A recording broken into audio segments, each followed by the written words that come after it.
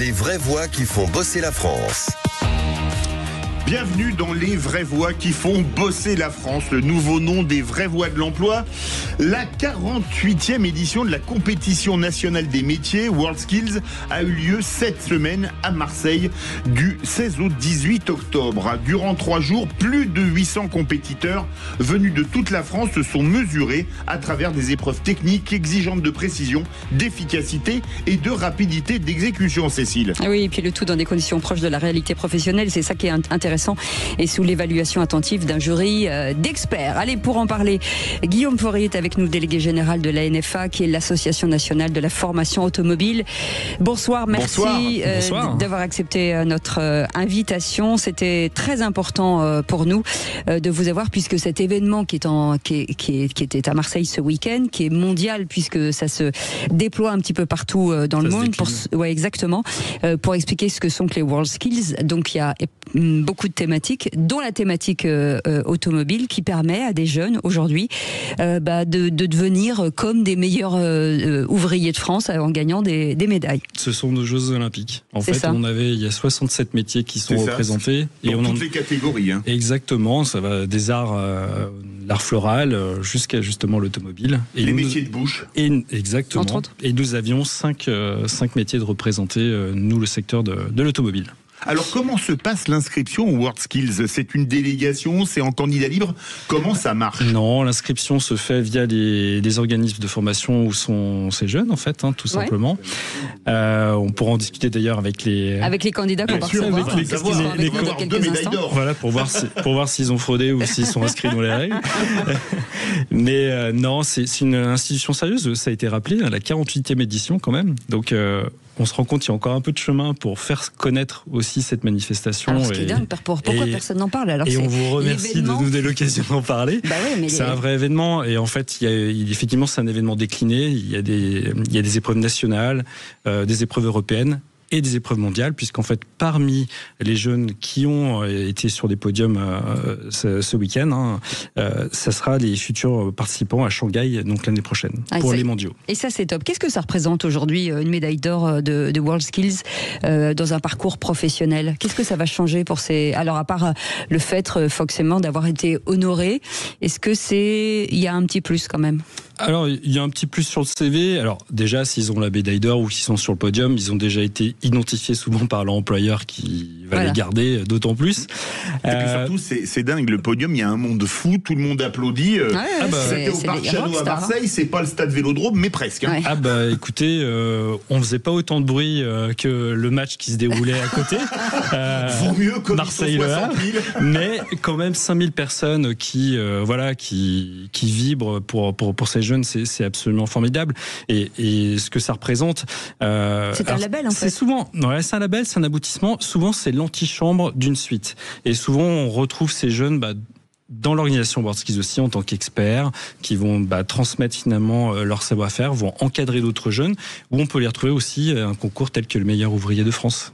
Mais est-ce qu'il y a comme un champion aujourd'hui, WorldSkills, est-ce qu'il sera mieux payé? Est-ce que ça veut dire qu'il va pouvoir se vendre à l'international? Est-ce qu'il va rentrer dans un groupe? Est-ce que finalement, comme un meilleur ouvrier de France... C'est clair que c'est une personne qu'on va avoir tendance à s'arracher. Il va plutôt avoir... la chance de pouvoir choisir là où il ira, mais souvent faire envie de piquer. C'est ça, exactement.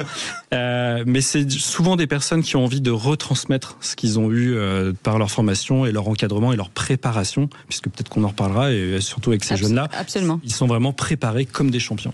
Ça tombe bien, puisque Rémi Zandroy est avec nous, qui est médaille d'or technologie automobile. Bonsoir. Bonsoir, Rémi. Bonsoir. Est-ce que vous permettez qu'on vous rappelle un bon souvenir?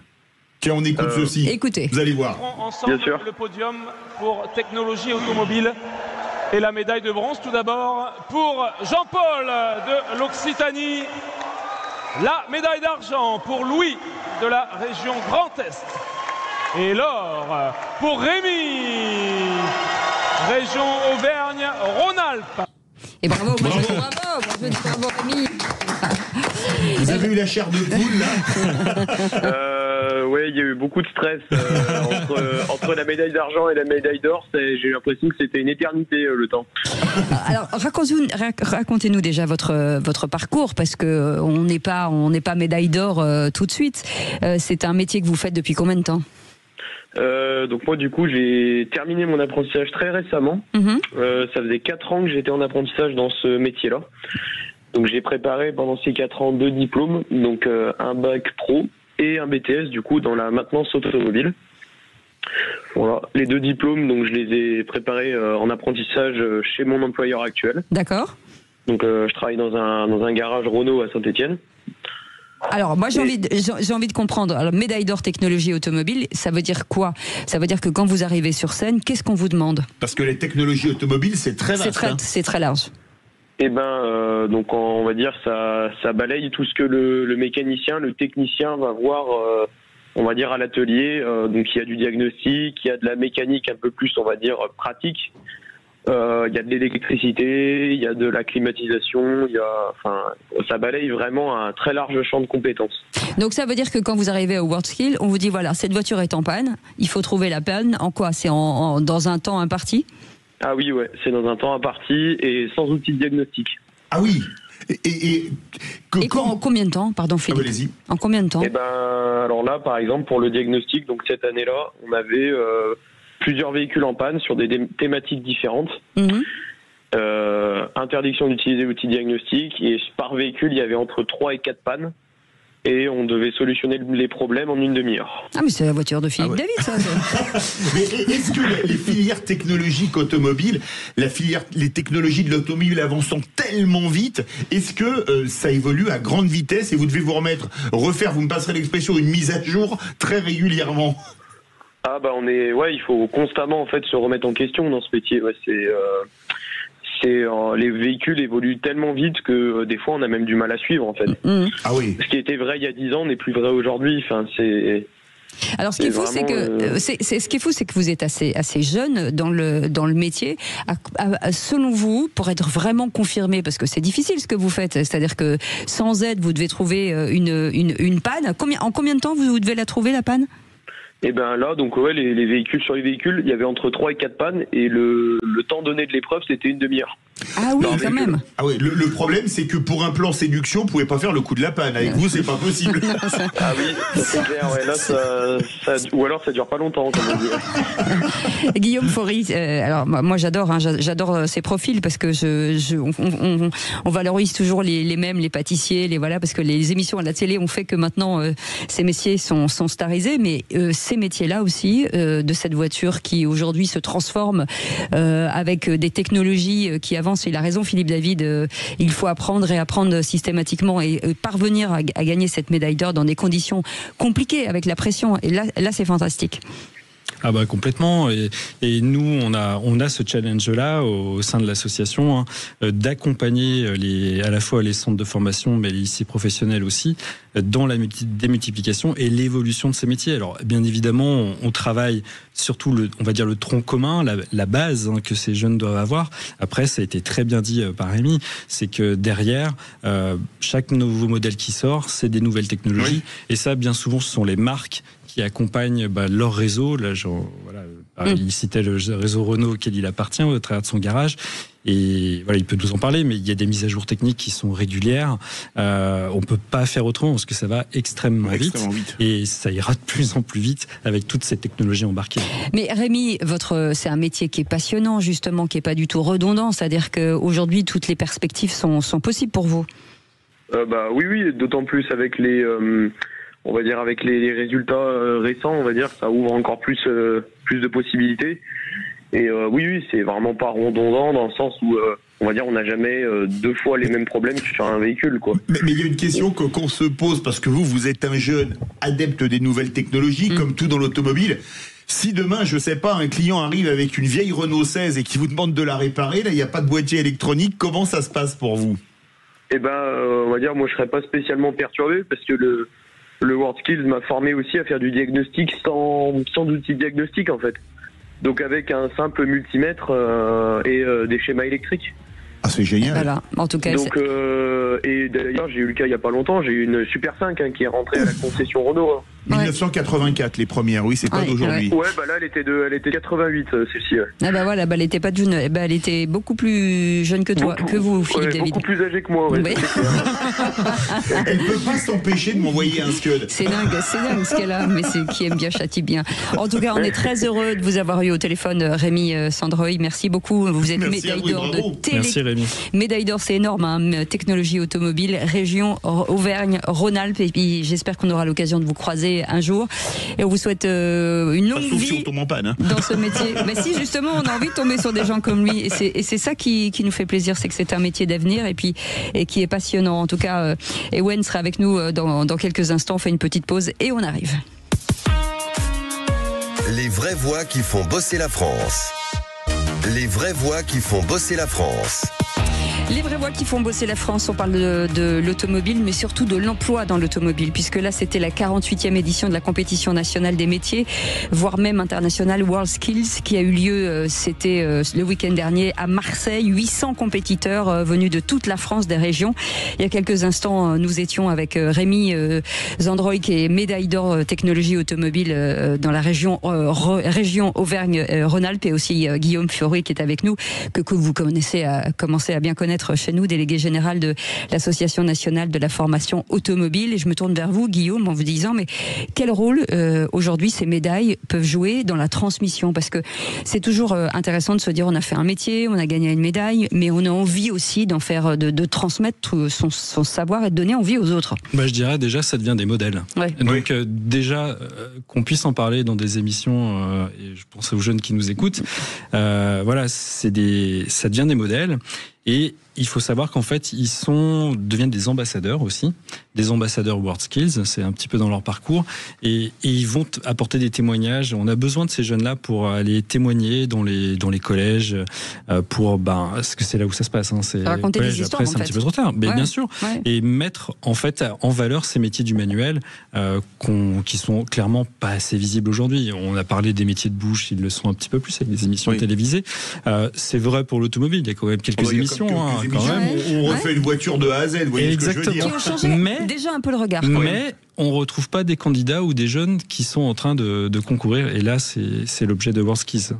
Et nous sommes en compagnie de Ewen Guédard, médaillé d'or en peinture auto. Bonsoir Ewen. Bonsoir. Bienvenue, et Philippe me dit, c'est bizarre avec un nom comme ça qui vient de Bretagne. Oui, mais on va lui rappeler un bon souvenir à lui aussi. Vous êtes prêt, Ewen? Tiens, écoutez ça. Écoutez. Pour la peinture automobile, nous accueillons l'ANFA pour les remettants, la NFA, pardon, et la médaille de bronze est remise à la Nouvelle-Aquitaine.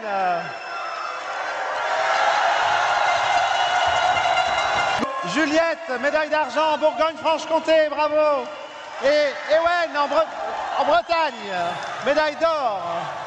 Et bravo, bravo pour la médaille d'or à Ewen. Ewen, on est ravis de vous accueillir aujourd'hui, et c'est vrai que c'est un métier qui attire de plus en plus, en tout cas, ce métier de la peinture automobile. Vous avez, comme on a posé la même question à Rémi, d'où vous vient cette envie de peinture, et depuis combien de temps aujourd'hui vous embrassez ce métier?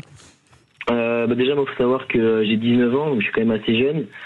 J'ai commencé par un CAP peinture en 2 ans. Ouais. Après, j'ai fignolé ma formation avec un CQP. Du coup, là, actuellement, ça fait 3 ans que je suis en formation. Et ma passion et mon envie de faire ce métier-là, en fait, c'est grâce à mon père, parce que il est aussi carrossier peintre. D'accord. Donc, la transmission. Oui, c'est ça. Donc, il m'a un petit peu transmis le virus de toujours être minutieux dans ce que je fais, d'être précis et de toujours faire du travail. La perfection, en fait. C'est l'envie de la perfection. Comment on se prépare quand on est peintre sur carrosserie? Comment on se prépare pour les WorldSkills? Est-ce que ça veut dire que vous faites des tests ou... C'est ça. Moi, j'ai eu l'opportunité d'aller tous les samedis à mon entreprise pour pouvoir m'entraîner. Ah oui. Donc, et après, après, c'est des entraînements comme à l'entreprise, en fait, ça part d'un petit impact à réparer par masticage ou des éléments neufs à repeindre. Et en fait, nous, dans notre métier, les WorldSkills, en fait, c'était vraiment appuyé sur ce qu'on fait en entreprise et pas pas d'autres modules différents. C'était vraiment ce qu'on fait en entreprise et pouvoir montrer aux autres aussi et aux jeunes qui nous ont regardés à Marseille de pouvoir s'orienter dans. Oui, c'est ça. C'est ça qui est génial. Alors sur l'épreuve elle-même des WorldSkills, qu'est-ce qu'on vous a demandé exactement? Comme je disais tout à l'heure, ça peut être un petit impact en réparation par mastic. D'accord. On avait ça. Après, on avait, par exemple, sur une aile, en fait, on avait des raccords. Par exemple, on vient mettre juste de la couleur à l'endroit de l'impact et on refait pas tout l'élément entier. C'est-à-dire que, imaginons, c'est vraiment l'impact est au bout de l'aile. On refait que le bout de l'aile et du coup, le restant de l'aile, en fait, ça reste intact. On n'y touche pas pour vraiment garder l'aspect d'origine et après. C'est génial. Mais comment on fait? Parce que désolé, la peinture, c'est quand même assez complexe. Il faut avoir la cabine, il faut avoir le four pour chauffer la poudre pour qu'elle prenne sur l'aile. Vous amenez tout le matériel au Parc Chano à Marseille, c'est volumineux théoriquement, non? Oui, c'est très volumineux. Après, on n'avait pas au Parc Chano, c'était quand même parce qu'il y avait 6 compétiteurs, 6 grosses cabines, c'est quand même imposant. Oui. Donc on avait des petites cabines pour vraiment des petits éléments. Et après, en fait, le reste des modules cœur de métier, en fait, c'était dans un CFA.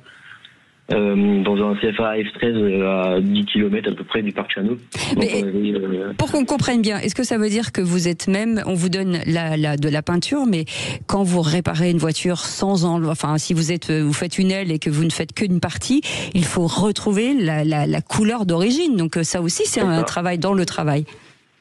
En fait, nous, il existe un outil qui permet de retrouver la couleur, ça s'appelle un spectro. Mm-hmm. Et en fait, avant de flasher une teinte, on la prépare, on la lustre pour que ce soit vraiment nickel au moment du flash, pour pas qu'il y ait de faussage. Et après, avec l'outillage, on a la bonne teinte. Et après, avec notre logiciel, en fait, on va sur le logiciel de peinture. Et après, c'est à nous de monter notre propre teinte. Et puis. Voilà. Moi, je les ai vus faire, pardon Philippe David, mais pour moi, ce sont des artistes en fait. Hein. Ah oui. Ah ouais, parce que il y a une jeune fille qui avait gagné l'année dernière, je crois. Mais vous considérez que c'est Ewan, que c'est presque artistique finalement, la réparation peut-être, mais peut-être pas, mais en tout cas la peinture dessus. Oui, c'est artistique, parce que quand on voit tout le travail en amont qu'il faut faire pour essayer d'avoir le même aspect d'origine, pour pas que ça se voit, pour que le client soit satisfait, faut quand même un minimum d'artistique pour que. Et on sait que les clients sont pas toujours faciles à satisfaire. Qu'est-ce qui fait un bon peintre automobile? Parce que c'est quand même une question qui se pose. On a une image très mécanique de la peinture automobile.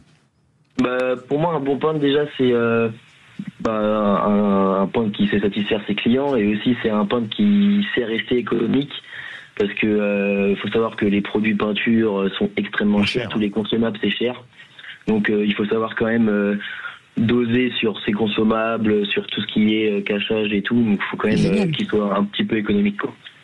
Combien de temps il faut ça vous a pris combien de temps pour vous considérer que vous êtes un professionnel de ce métier? Je dirais que moi personnellement, à la fin de mon CAP, je trouvais que je pouvais travailler dans une entreprise, sauf que vu que je veux toujours meilleur et toujours peaufiner et toujours être meilleur que la veille, je me suis dit que j'allais continuer pour avoir le plus haut diplôme en peinture, donc c'est pour ça que j'ai fait un CQP. Ewen Guédard, je veux poser une question sans vouloir mettre la panade dans votre famille. Êtes-vous meilleur que votre père désormais? C'est horrible comme question. Mais c'est horrible, mais quelle méchanceté. Non. Avec quand même l'expérience, parce que c'est quand même un vieux peintre, mais on l'embrasse. Mais c'est une question intéressante, puisque les textures, il y a beaucoup de choses qui ont changé depuis votre père, et l'évolution des produits, la façon d'utiliser les matières et tout ça. Oui. C'est ça. Il y a quand même eu pas mal d'évolution entre le moment de sa formation et la mienne, donc je vais dire que quand même lui, là, je suis meilleur que lui, mais c'est par rapport à l'évolution des produits, l'évolution des techniques. Des techniques. Ouais, voilà, c'est ça, en fait. Il y a des techniques différentes, donc on va dire que Avant, il faisait ça à la bouche. Maintenant, c'est... Non, je plaisante. L'avenir pour vous, Ewen, c'est quoi aujourd'hui? Est-ce que ça veut dire que c'est montrer votre propre entreprise, devenir peut-être aller dans un grand groupe? C'est quoi aujourd'hui? Là, actuellement, c'est déjà parce qu'en fait, il faut savoir que notre métier, après, il y a une sélection déjà. Pour savoir qui va à l'international et à l'Europe. Donc déjà, c'est vraiment m'entraîner à fond et ne rien lâcher pour être sélectionné en titulaire de l'équipe de France. Ah, c'est génial. Génial, oui. Et après, plus tard, j'aimerais bien aller travailler dans une carrosserie qui fait des voitures de prestige, par exemple Ferrari ou des trucs comme ça, quoi. Ah, oui. Là, la palette de couleurs est limitée en général. Il y a du noir, du jaune, du rouge, du blanc et c'est tout. Ça fait plaisir et c'est presque émouvant d'entendre une jeune génération avoir une vocation, une fierté de leur travail. C'est magnifique. Mais c'est génial. C'est en matière de recrutement, on est vraiment dans ce qu'on aimerait avoir dans une jeune génération. C'est pour ça que nous, on travaille à ce que ces jeunes trouvent une insertion aussi dans nos métiers, et ils la trouvent très très majoritairement, mais il nous en faut plus. On a des besoins énormes. Aujourd'hui, c'est 15 000 postes dans les services automobiles qui nécessitent de pourvoir, et notamment mécanique. C'est de l'emploi tout de suite. Sans concurrence internationale, parce qu'en général, on ne va pas faire la vidange de sa voiture à Shanghai. On est sur des métiers non délocalisables. Voilà, et ça, c'est notre force aussi au sein de la filière. Et Ewen, vous allez devenir un influenceur. C'est important. Pour montrer que faut être inspirant. Avec les réseaux sociaux, il y a quand même pas mal de portes aussi. Donc, on va essayer de poster notre travail un maximum même pour montrer aux jeunes et pour montrer à tout le monde que le métier de peinture automobile, c'est quand même c'est pas juste peindre, quoi. Il y a plein d'autres facteurs qui jouent en compte, et puis écoutez, c'est une fierté en tout cas de vous avoir eu en ligne. On espère sincèrement que vous viendrez nous voir, bien entendu, en direct la prochaine fois avec Guillaume. Merci et bravo à ces deux candidats. Alors, 2 médailles d'or formidables. Merci beaucoup Guillaume Faury, délégué général de l'Association nationale de la formation automobile. Et puis on peut, pour ceux qui nous écoutent en disant on peut aller sur votre site, trouver toutes les informations. Voilà, vous allez sur anfa-auto.fr et vous retrouvez toutes les informations sur nos métiers et des vidéos justement de ces jeunes qui en font la promotion. C'est quand même eux qui en parlent le mieux. Voilà, et il y a des milliers d'emplois à pourvoir non délocalisables, avec des formations qui permettent de progresser dans la vie et de bien gagner sa vie en plus, qui est quand même pas la moindre des choses aujourd'hui. Et puis c'est important de dire que le Sud Radio est partenaire de l'ANFA, donc forcément on va parler beaucoup de ces filières. On en est très fiers parce que vous savez qu'on est là quand même la radio de l'automobile. En tout cas, merci de nous avoir rendu visite. Vous restez avec nous. Dans un instant, on vit pas dans la même France avec Magali Berda. Oui, Magali Berda qui va recevoir Sandrine Rousseau, députée écologiste de Paris, et Gabriel Ayuso, influenceur. La thématique du soir: Nicolas Sarkozy en prison, la France a-t-elle touché le fond? Vous voulez réagir? Encore et toujours, le 0826 300 300. Et mon petit doigt me dit qu'il y aura du débat ce soir. Absolument. Vous restez en tout cas avec nous sur Sud Radio. Merci de votre fidélité. Merci à Maxime, merci à Aude, merci à Justine. Merci beaucoup à François-Louis et Antoine. Et bien entendu, on vous retrouve demain à partir de 18h. On vous embrasse. Passez une très belle soirée. Salut, à demain. Salut Philippe. À demain 18h, Cécile. Sud Radio. Sud Radio. Parlons vrai. Parlons vrai. Sud Radio. Parlons vrai.